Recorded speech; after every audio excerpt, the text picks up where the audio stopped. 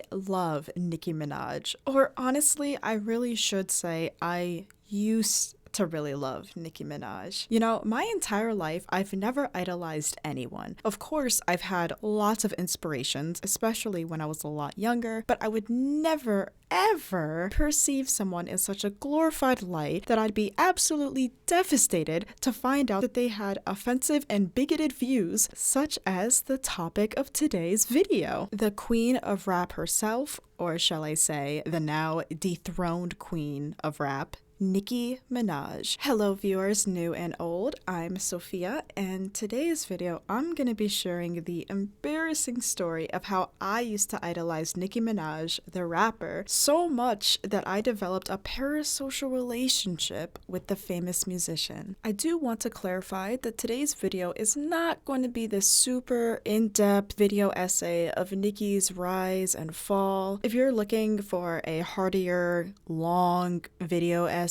I would highly recommend these 3 videos here. I watched all 3 of them and they're all very well put together and, might I add, very entertaining. So go check out those videos if this topic interests you more. One last thing before getting on to this video, please consider subscribing to my channel. It helps me out a ton and it lets me know that you guys like my videos, and honestly it really motivates me to keep creating for you guys, so thank you for doing so. Now let's get on to this embarrassing story. I'm gonna start this video with a little bit of background. I've been listening to Nicki's work since I was in middle school. Really, the first time I heard her work was back when I was in elementary school, and you know, for obvious reasons, I wasn't a fan of her work back then. You know, of course, I was a little girl, and her music is famously known to be aggressively explicit. I only started to really get into her music when I was in high school. Truthfully, for part of my high school experience, my home life wasn't good. I was incredibly depressed and anxious because of my living situation. But when I would listen to her music, I'd get so hyped and that all those feelings would go away. When I would listen to her music, I was no longer this anxious teen with body image issues, but I was a baddie who could take on the world. Even into my adult life, I was a huge follower of hers. I remember blasting Bees in the Trap and Megatron on the way to my cruddy minimum wage job, and suddenly having my life threatened over a burger really didn't seem that bad. Okay, this is really off topic, but in the middle of recording for this video, my boyfriend and I are supposed to be having a couch delivered today. They just randomly told us that the second guy who was supposed to be delivering the couch to us just went home early, and now the other guy is trying to convince my boyfriend to help bring up the couch up all the flights of stairs to our apartment when we specifically paid extra so they would do all that for us, and now they're trying to get my boyfriend to do it. And I'm just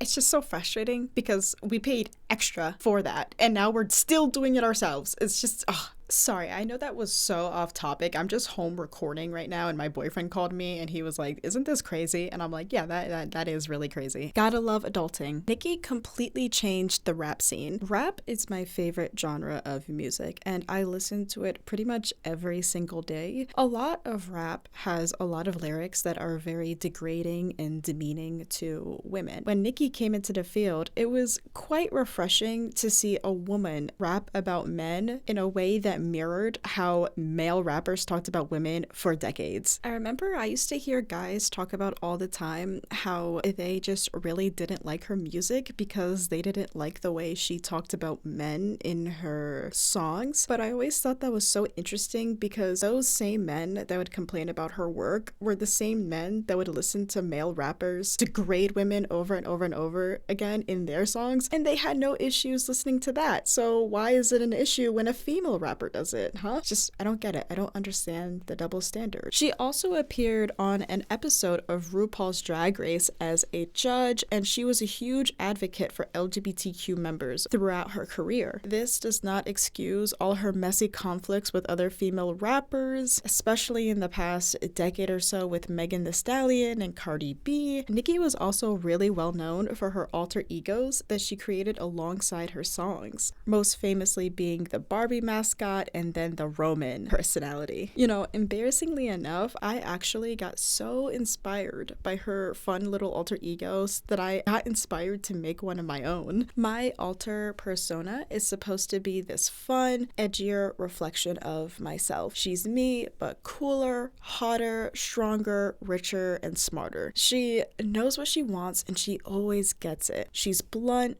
brave, and a little bit scary. Like Nicki, I used my alter ego for fun and self-expression. I adored the way Nicki used these personas as artistic outlets, and I found myself mirroring this behavior in my own art form. Subconsciously, I was following in her footsteps. I even remember going so far to say that I quote-unquote loved her when I was referring to her and discussing her work with my sister. So what happened? What changed? In 2025, Nicki had a very strong pivot in her career. She began to nonstop post far-right, hurtful rhetoric. She started to spew a lot of angry, misinformed, harmful statements. I'm not too sure how many of you guys have Twitter. No, I will not call it X. But if you go through Nicki's Twitter, her tweets have become so unhinged that it literally looks like a young child is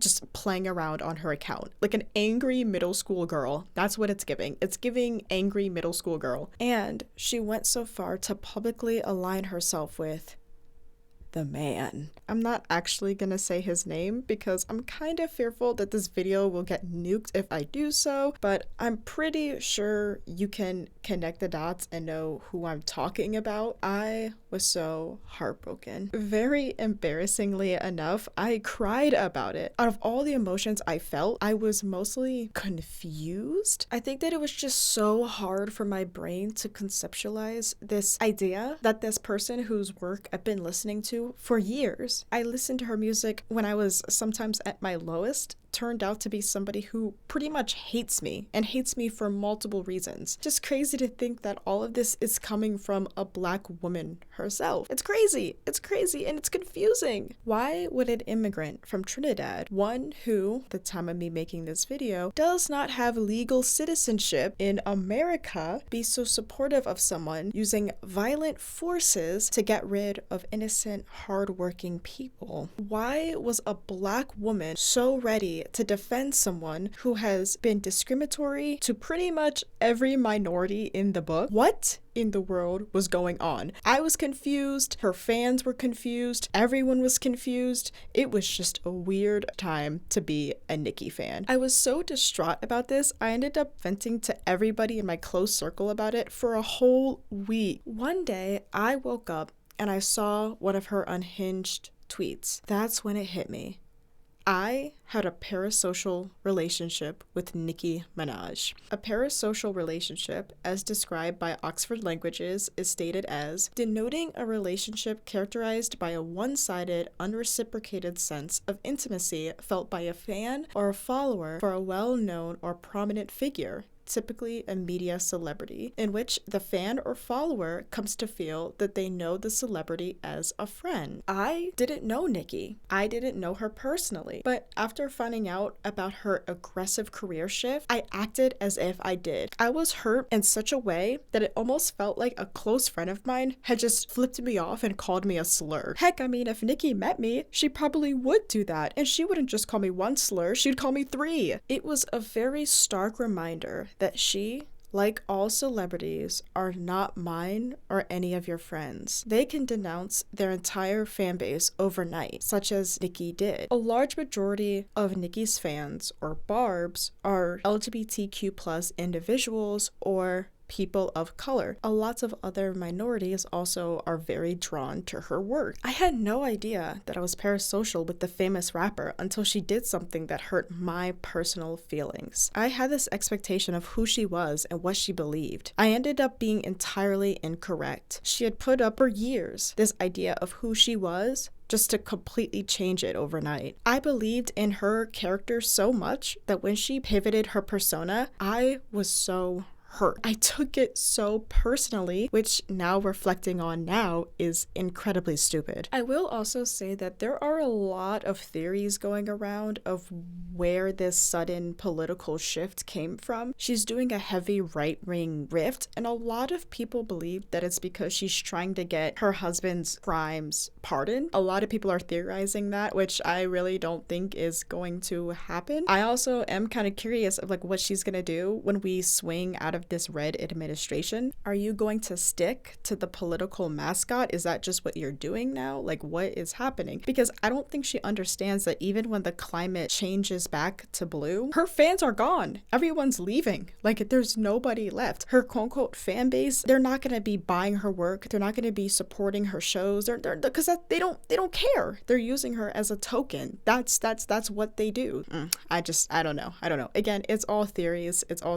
So, who knows though? Who knows? So stupid looking back at the situation and recalling the way I tweaked out over this. I think it's so hard nowadays to simply enjoy something and be a fan of someone. I know this may sound strange, but it is really hard for me to become a genuine fan of somebody nowadays, like whether they're a musician or an artist, because I get so caught up in my head, so worried that something's going to happen. Like, I get so fearful when I find a new creator, whether they're a musician or an artist or whatever, that something's going to happen because I feel like something always happens. Like, it's so hard to be a fan. Like, actually, it's so hard to be a fan. I think this also does open up the idea of separating the art from the artist. I know that is a very, very, very heated conversation on the internet, like the concept of being able to enjoy an artist's work without directly supporting the artist. But I think that honestly, it's very hard to do so because when you're an artist, and I'm speaking as an artist myself, you put so much of yourself into your work. So the idea of people saying, well, you're supporting the art, not the artist, it's like, well, indirectly, you're still supporting the artist because you're still enjoying their media to some extent, and that means you're still enjoying part of them. Whole conversation for a later day, a later video. I don't know. Maybe my next video. I don't know. I don't know if I have enough to talk about, so we'll see. What do you guys think about this story? Is this something that you can relate to? Have you ever had a parasocial relationship with a celebrity or an artist? Tell me your stories in the comments. Remember to subscribe if you haven't done so already, and drop a like. Thanks for watching, and I'll see you guys next time.